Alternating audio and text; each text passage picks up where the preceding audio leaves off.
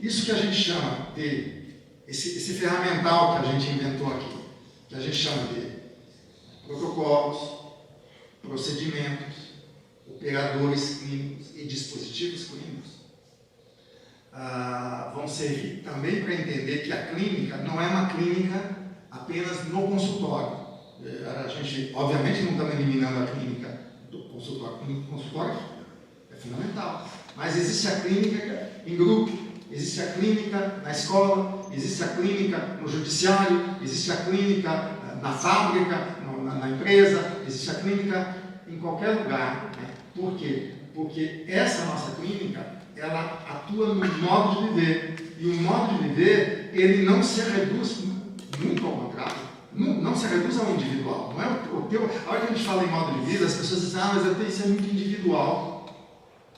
Jamais, jamais. É impossível que o modo de vida não tenha uma dupla face. Ele tem a face voltada para você, que não é meramente um indivíduo físico, não é meramente um sujeito moral, prático, que usa o teu desejo, a tua situação de e não é um sujeito especulativo, que pensa, que organiza as ideias, que tem um discurso, que produz conhecimento. Você é, antes de tudo, um corpo de potência. Você é, antes de tudo, uma multiplicidade. Então, esse modo de vida, essa maneira de viver, ela envolve, ela nos contempla a nossa potência. A nossa potência que tem que encontrar essa zona de passagem. E essa zona de passagem está voltada para o outro. Está voltada para o outro em grupo, para o outro numa instituição, para o outro num estado, para o outro fora do estado, para o outro revolucionário, para o outro contra-revolucionário, o que é reacionário, o que é conservador, o que é liberal, o que é isso, o que é aquilo, não importa quem seja. E passa por todos os níveis institucionais. Então, há sempre algo a se analisar. O que é análise? Análise é a diferenciação. Você decompõe as coisas que estão ali misturadas e confusas. Misturadas é bom, mas confusas não é bom. Então, a mistura, ótimo, mas a mistura com diferenciação. Então, a análise, ela diferencia essas misturas todas.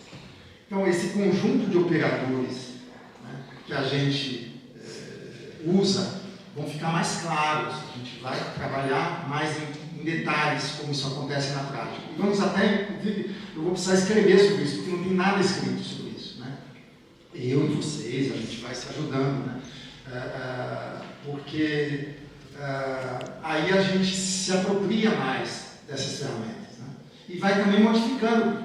Cada um vai refinando e criando as suas ferramentas próprias e seus conceitos também. Né? Porque os conceitos, eles devem servir aqui. O conceito é sempre uma resposta. Uma resposta ao quê? A um problema. Mas o problema, ele nos envolve. Ele envolve o nosso modo de vida.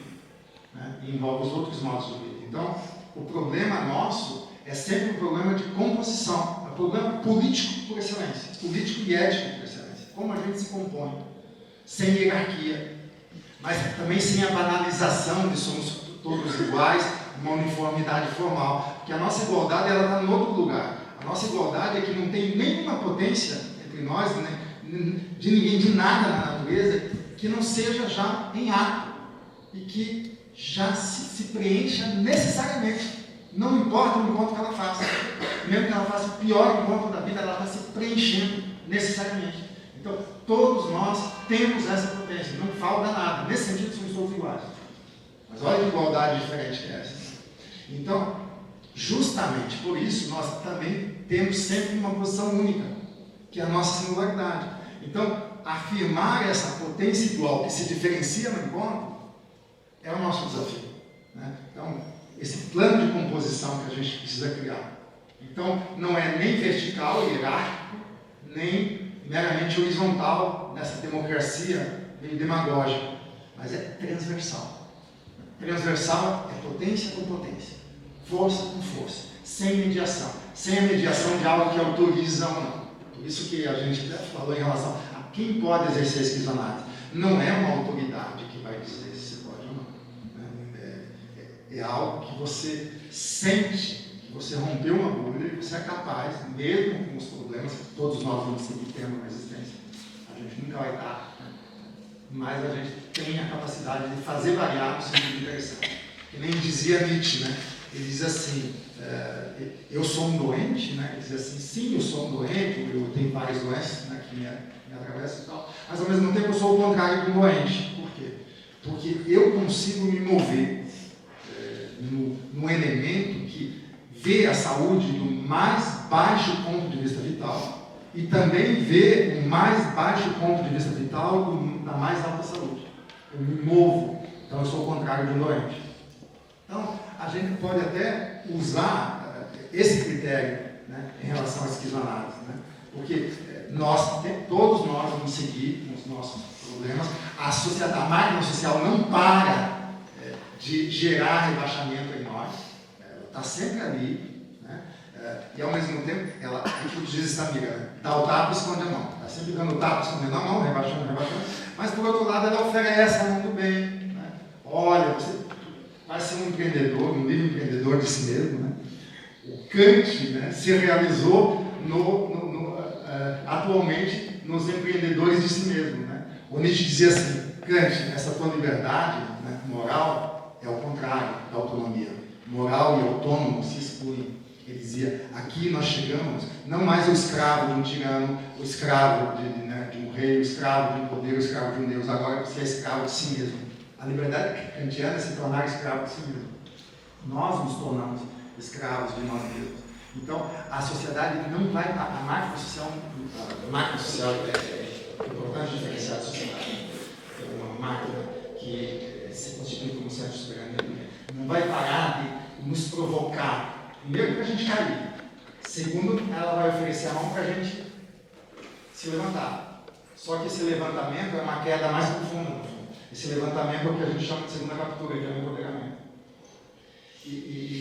Então a gente não vai parar de se deparar com esses maus encontros. O tempo inteiro, a sociedade tentando entristecer, nos rebaixar e nos compensar. Dar aquela nossa raçãozinha diária. Né? Então nós estamos no combate. Só que o nosso combate, ao mesmo tempo, é divertido, é alegre. Por quê? Porque a gente olha, cria distância e acha graça. Né? E vê, por que a vida insiste? Tem certos grupos que se juntam para serem cúmplices dessa máquina social, querem nos rebaixar, mas a nossa salvação é que nós não precisamos desse espírito, nós não precisamos ser reconhecidos. Não precisamos ser reconhecidos. É bom ter ressonância, é bom a gente saber que faz bem, né? É ótimo. A gente não pode depender nem do elogio, nem da censura dos outros. Né? De novo, Nietzsche, né? O espírito livre é aquele que está acima do elogio e da censura. Então, o desafio é esse plano de composição. E essas ferramentas ajudam nisso. Por quê? Porque a gente sabe que a gente não é só um indivíduo isolado. A gente vive a dois, a três, em família, em grupo, em amizade, em profissão, em lazer, em viagem. A gente está sempre nos vários níveis cósmico. Né? Essas descobertas agora, com os nossos telescópios, isso tudo afeta a nossa vida, visão de mundo. Imagina, Nietzsche, no finalzinho do século XIX, ele já dizia, né, que a gente era um planetinha insignificante nessa imensa... E Nietzsche não sabia da existência de outras galáxias. Ninguém sabia até o famoso... que dá no telescópio... Até o Hubble, ninguém sabia que tinha outras galáxias. A gente achava que só tinha uma. Agora, né, então isso muda a nossa vida. Então, o nosso dever cósmico também. A microbiologia, né? A física quântica, tem 1000 coisas que vão deslocando. Então, isso tudo tem que vir para o nosso horizonte. Né? E a gente percebe que cada vez mais a gente reconquista a confiança nesse plano de existência, nessa zona de passagem que nós estamos. Saber que a fonte está aqui, diante do nosso nariz. Nenhuma instituição vai dar isso para a gente, nenhum poder, né? Nenhuma religião. É na existência. Você tem, talvez a gente possa até dizer que Spinoza, num certo sentido, é o primeiro grande existencialista. Ele que mais fala em essência. Porque Spinoza vai dizer assim, a essência só tem sentido na existência. É na existência, é aqui e agora que a gente faz isso.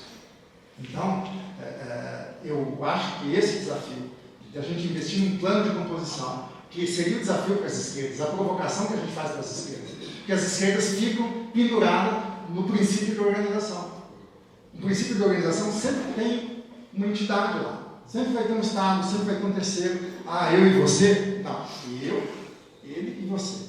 Você, ele e ele. Esse triângulo, né? o Édipo funciona. Você vê a nossa subjetividade mais íntima, ele já é a introjeção dessa triangulação. E a gente só sabe fazer assim. É a verdade você, a verdade você.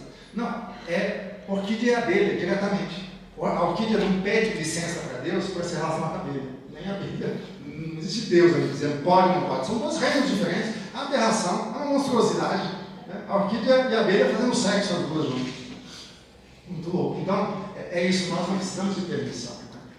É também para a gente pôr em prática esse conjunto de ferramentas e dizer que a clínica, ela atravessa desde o consultório até o cosmos.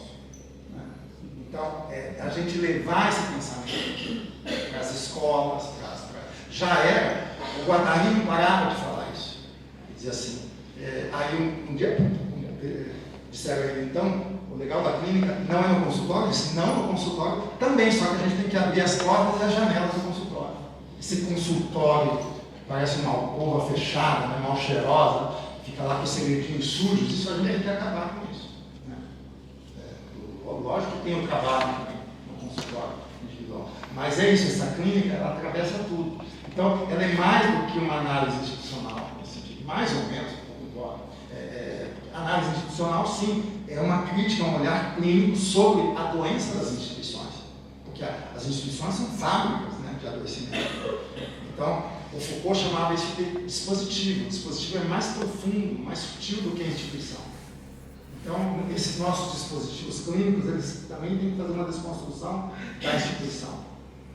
A análise institucional não vai ficar no mesmo nível institucional.